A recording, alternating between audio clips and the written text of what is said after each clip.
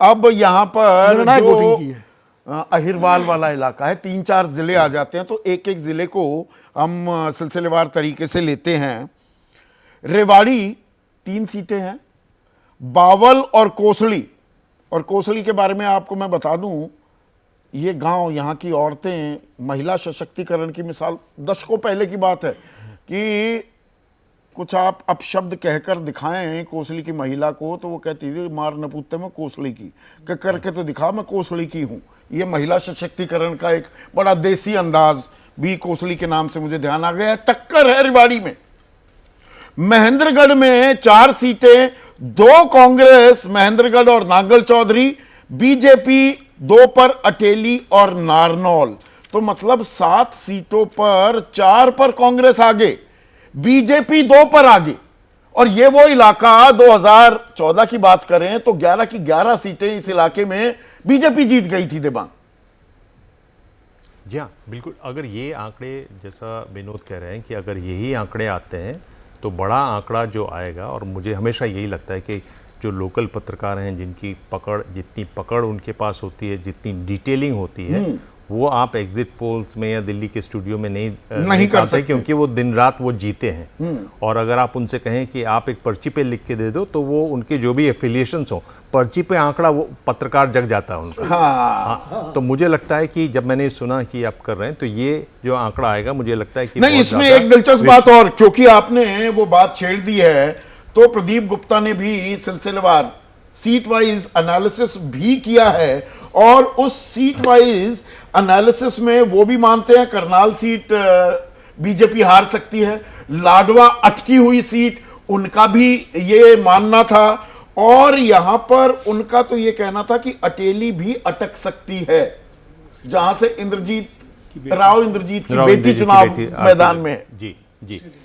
देखिए ये क्या दिखा रहा है, ये दिखा रहा है, ये साफ जो आप एनालिसिस कर रहे हैं, ये साफ बता रहा है कि क्यों इस बार जो नारा लगा, बीजेपी एक नारे पे चुनाव लड़ती है। 2014 में नारा क्या था? हरियाणा में भी मोदी सरकार। मोदी की तो सरकार बनती नहीं है वहां पर, वो तो राज्य में तो मुख्यमंत्री बनता है। फिर 19 में क्या नारा था? एक बार मोदी सरकार, एक बार फिर से, फिर एक बार मोदी सरकार। इस बार क्या नारा था? भरोसा दिल से, बीजेपी फिर से। मोदी कहां गए? मोदी का गायब होना ये दिखाता है कि कहीं ना कहीं इनको भी, इन्होंने चुनाव छोड़ दिया था। प्रचार जो आप जानते हैं, आंकड़ा तो वो आप बता ही रहे हैं किस तरह से इन्होंने 4 रैलियां की। जब 14 में तो एक दिन में 4 रैलियां कर दी थी। हाँ। 14 की बात कर रहा हूं। बिल्कुल। और ये ऐसे प्रधानमंत्री हैं जिनके बारे में ये कहा जाता है कि इनको ये प्रचार करना अच्छा लगता है, लोगों से बात करना अच्छा लगता है। और वो हरियाणा में वो गली मोहल्ले पगडंडियों में, खड़ौंजों में खाक छानी है, क्योंकि वो प्रभारी भी रहे हैं। महासचिव जब थे बीजेपी के तो उनको प्रभार मिला था हरियाणा और हिमाचल का। दिल्ली विधानसभा चुनाव में 6 रैलियां, और इसमें मोदी जी का पीछे हट जाना।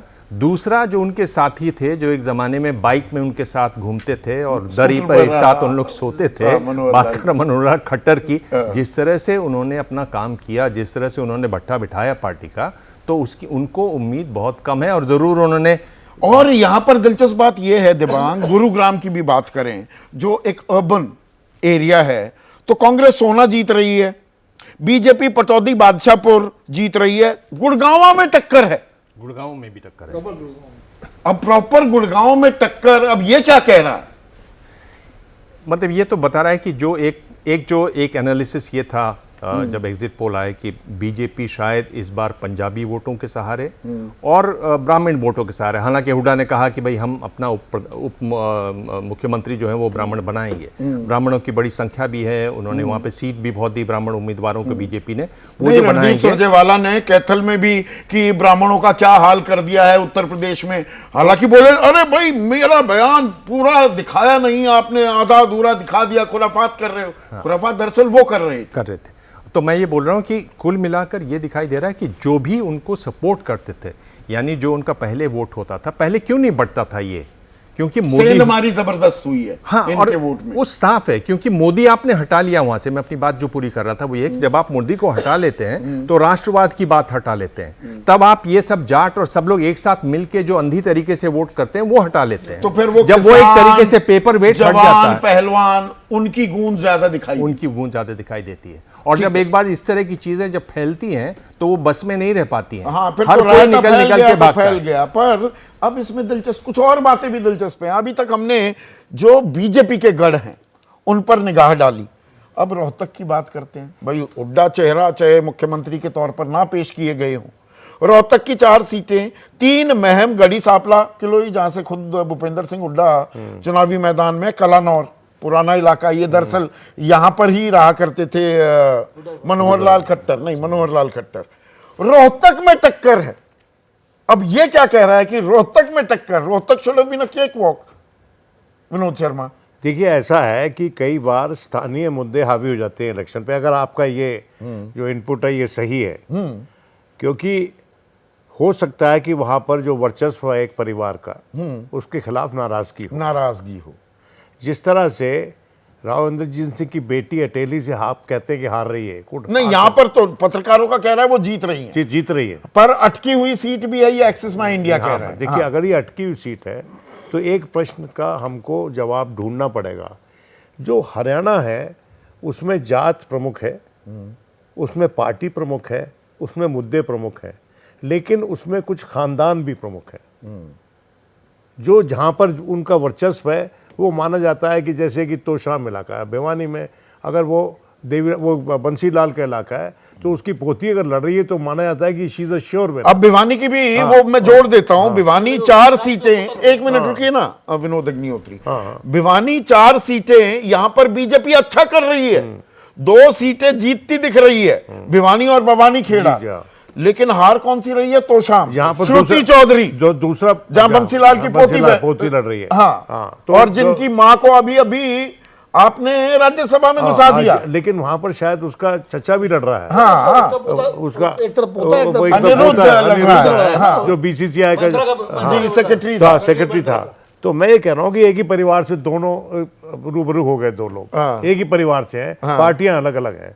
तो ये एक बड़ा हमको इसका जवाब मिलेगा कि अब जैसे सुना है कि जो देवीलाल का परिवार है टूटा फूटा परिवार है और एक परिवार से तो 3-4 लड़ रहे हैं, तो उनका क्या हशर होगा।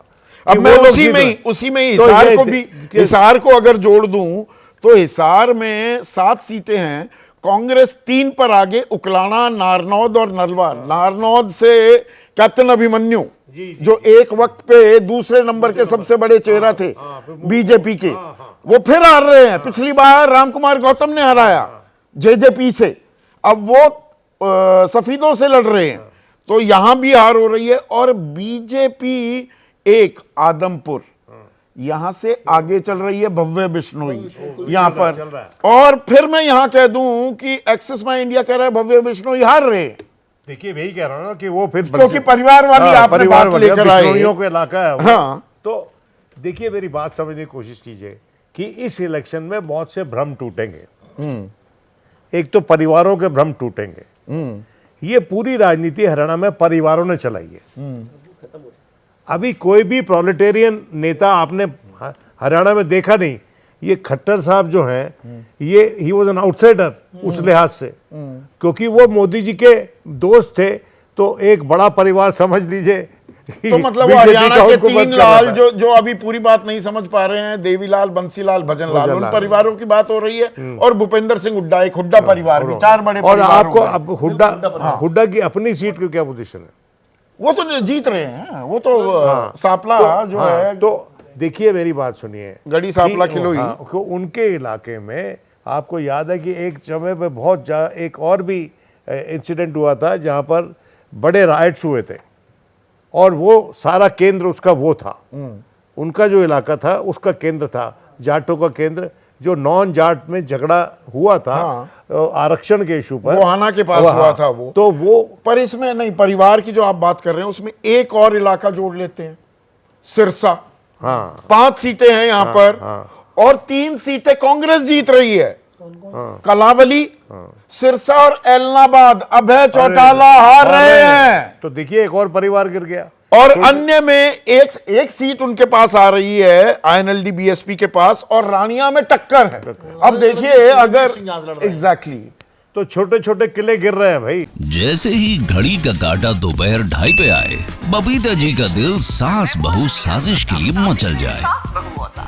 और ये है इनकी बहू, पूरे दिन ऑफिस की टेंशन हो जाए गॉन जब ये करें अपना फेवरेट शो फ्री टाइम पे ऑन। इनकी तरह आप भी देखिए अपना फेवरेट शो अपने टाइम पर और डाउनलोड कीजिए ABP लाइव ऐप अपने स्मार्ट टीवी पर।